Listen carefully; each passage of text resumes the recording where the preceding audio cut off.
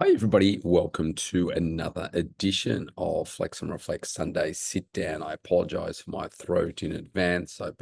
Last 2 days I've been losing my voice. It's better today. So we'll see how we go. There's really three questions I want to get through today. The first one is sorry, I should say, if this is the first time you're watching, I sit down once a week to answer the questions around health, fitness, wellness, nutrition, mindset that have come in from clients around the world and so forth, and sit down once a week to answer them. So that's what I'm doing here. I was doing PT regularly for years, but a change in economic circumstances have meant that it's now more of a luxury. What are some cost-effective solutions? Well, I look at it like this. That's a common view. People will say, well, I could just join a gym and so forth. So doing something like personal training is as a real luxury. I think it comes down to the importance that you place on your health and wellness. When I'm working with clients these days, I find that we're getting more and more into a situation where people like the clients that I work with that are prepared to invest in their health and wellness. So like, I've got so much time in my week. I'm going to allocate 3 sessions a week to you. I don't want to have to think about it. I'll do the work. You tell me what to do, and I will do it. And I think what I see when I go to a gym and I see people training, you can see that there's no structure.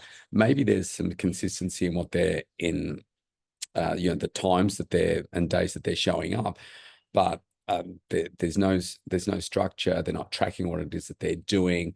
I'm sure they're not progressing. And if they're doing that in the gym, it means that what they're doing outside the gym in terms of their nutrition and mindset and all that kind of stuff, it's not going to be a complete process. So I would say there's a reason why you started doing the personal training to start with. What was that?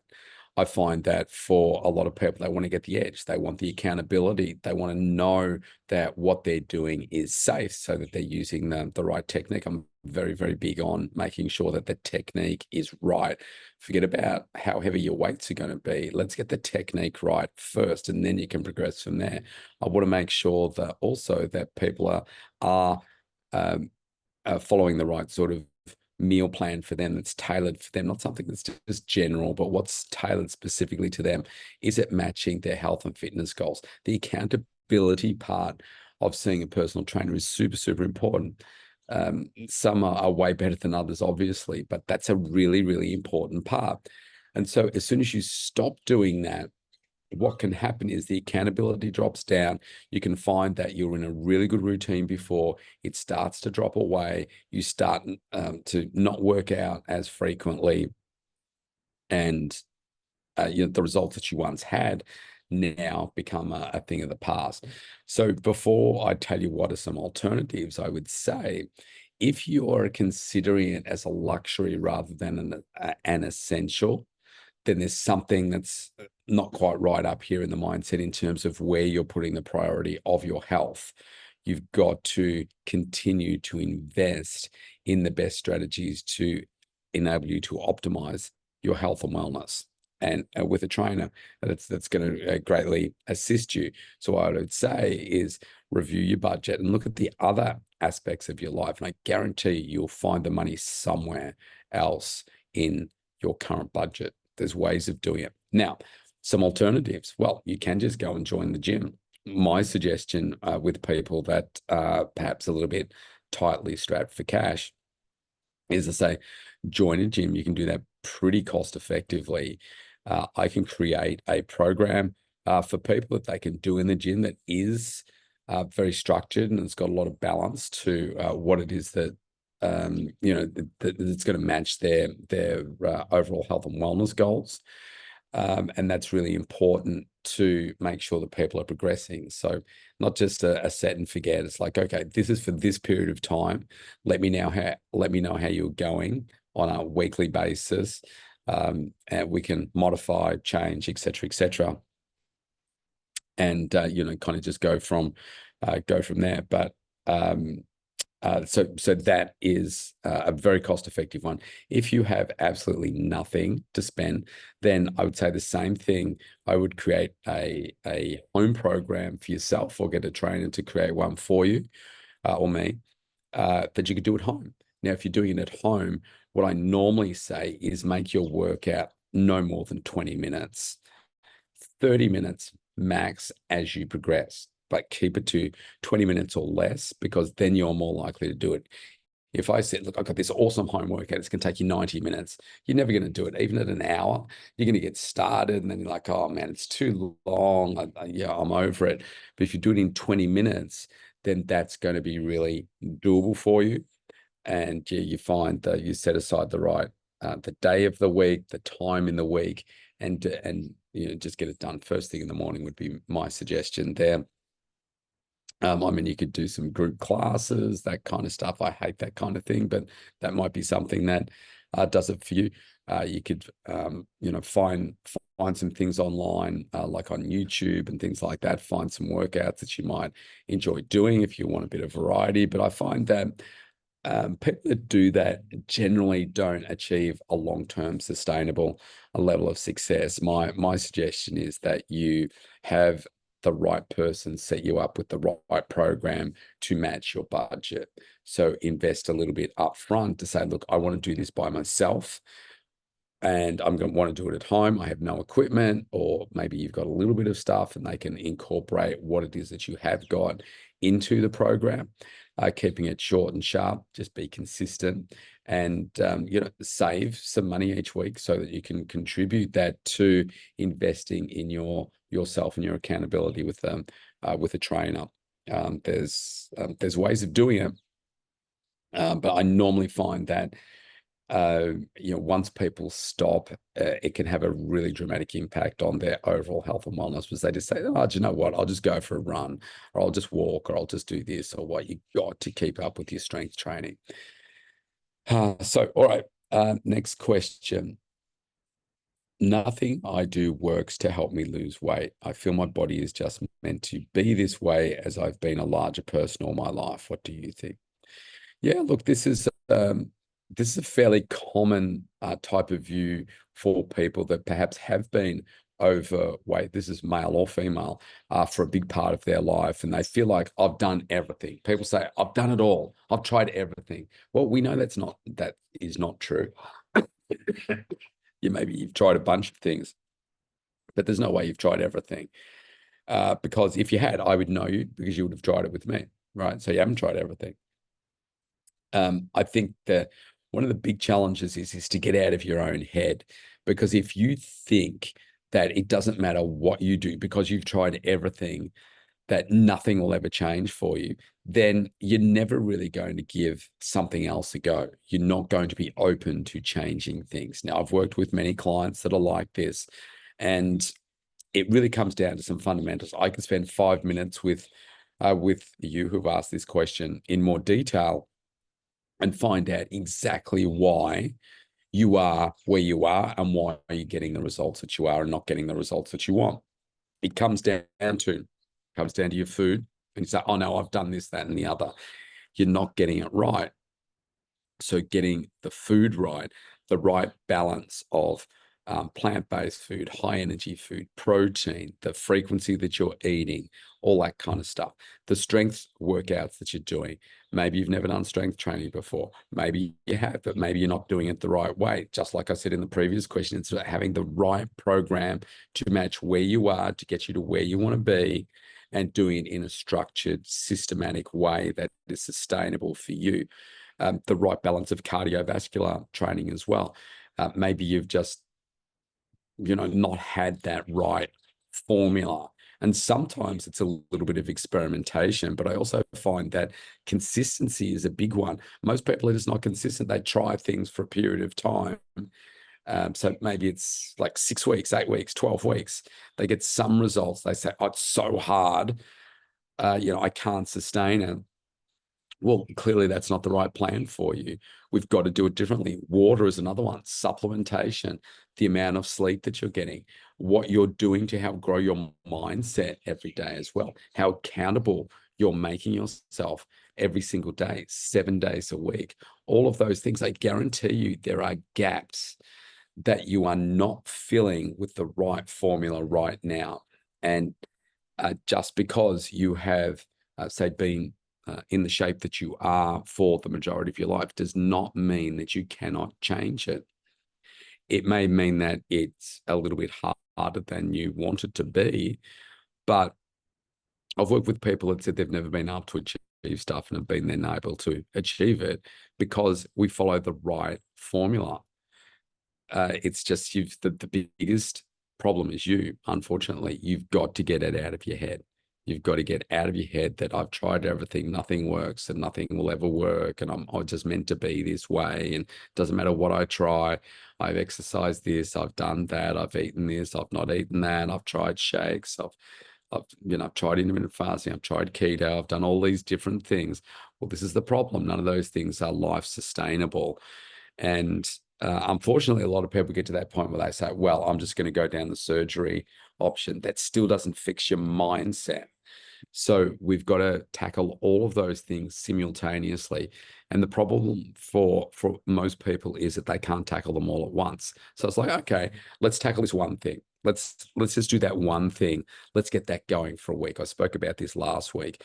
Do that for a week. How's that going? Yeah, that was okay this week. All right, let's do it again this next week. And then in the next week, we're going to add, after another week, we're going to add another thing in there as well for you to do. And then we do it that way. Remember, it doesn't matter. Like, does it really matter? Let's just say that it takes you 2 years to get this right, but then the rest of your life, you look a way that you're really happy with. You have so much energy, so much focus. Your health has just skyrocketed through the roof and you feel amazing.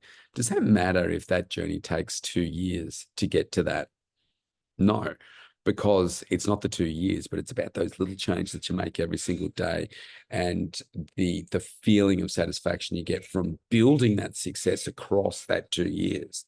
That's what's really important and makes it worthwhile. All right. It's a good question, though. Last one. I can barely get out of bed each day. I don't know what to do. Now, there could be a lot in that. So let's just talk about some circumstances that could be around that. Again, a lot of this is in the mindset, but there's a physicality part of it as well. Maybe there's an illness, maybe it's a disease of some sort that prevents people from getting getting out of bed. It could be just a case of, look, you're feeling so depressed, so unmotivated that you don't know how to get started. So here's the thing. I find that in order for you to, I don't know, let's just say that you're in that position and you look out your window and you see a heap of people being really happy, being active. They're riding bikes, they're running, they're walking, they're playing with kids, they're doing all that sort of stuff. And you think, man, you're where you are. And to get to that, like that gap is so big. But the point is that no one's really gone from here to here in one big step. It's all these little micro goals and micro steps that they take in between. And that's what you need to start focusing on. So you've got to think about what's that first thing. And so I've worked with clients like this before. I say, okay, so perhaps even though most people listening and watching to this right now might say, well, getting out of bed is not a big goal for me, because you just get out and do it. You get dressed, you have a shower, you go have breakfast, you go do all those things and you get on with your day and you've got all these big things that you want to achieve. But for some people, having that goal of just getting out of bed, maybe that's your goal. Maybe the next part is get out of bed, have a shower, have a healthy, nutritious breakfast. Maybe that is 2 or 3 goals, because just getting out of bed can be one of them. Having that that shower and having some self-care, that can be a real challenge for people at different parts of their life as well. Having a highly nutritious breakfast, again, is something that a lot of us can take for granted, but maybe there's 3 goals in that. And maybe from there, you just keep building. And I would say, like, get a notebook and a pen. I use the type stuff on my Apple Notes. Start writing down what are those little micro goals that you would like to achieve. Write down what are some bigger things that you would like to achieve, and think about, okay, imagine it like a ladder. Let's just say that you're really battling to get out of bed right now, and you want to get back to doing a really intense, like, strength workout. So, okay, what do you see as all those maybe 10 different steps, in between bed and intense workout? What do you see as all those steps? And say, okay, well, how can I get to that next one? And then tomorrow it's a clean sheet. We've got to start again. So okay, you've got to get out of bed again. You've got to have the shower. You've got to have the breakfast. Now, what's that next one? Then you do that. Next day, same thing. I've got to get out of bed. I've got to have a shower. I've got to have the breakfast. I've got to do that next thing. Can I add another thing? No, I don't think I can today. All right. So go back next day. Same thing. Yeah, I think I can do that. All right. So today I'm going to go for a bit of a walk. I'm going to see if I can do 1,000 steps across the whole day today. And then you just build on that. And so I think that the key for us when we really feel like we can't do things is to set those micro goals, then build to something much bigger, and don't always just focus on the bigger thing, because that can be so overwhelming that you may never, ever get started. And so I think as humans, we are conditioned to, like, imagine you've got all these little check boxes in your head of ticking them, doing things. Yep, tick. Yep, got out of bed, tick. I've got to have a shower. Okay, tick. Yep, done that. Okay, make the bed, you tidy up the bedroom, do all those sorts of things. Yep, tick. I've got to go and have breakfast. Okay, yep, tick, done that. Okay, and then that makes us feel really good. So if you can, the more success, I will also say that you can get happening in the as soon as you can in the day, really builds momentum for the next thing, the next thing, the next thing, the next thing. That's really important as well. So I know it can be tough. Some days are super, super tough, but if you set yourself a target with those little micro goals, you'll find that that next thing becomes so much easier. And it just comes down to practice, right? You just got to keep on pushing, hang tough. I've got your back if you need to have a consultation with me to speak about those things in more detail. Anyone that asks those questions, just please, just do so. Just reach out. There's a link in the video link here, or you can go to mentaltoughnessandbodyshow.com. There's a link there. That's my my main podcast. I have a couple of them. And or go to studiospt.com.au. Opt in for a free consult there. All right. Have a great day, everybody. Thanks for your questions this week. I will see you next time.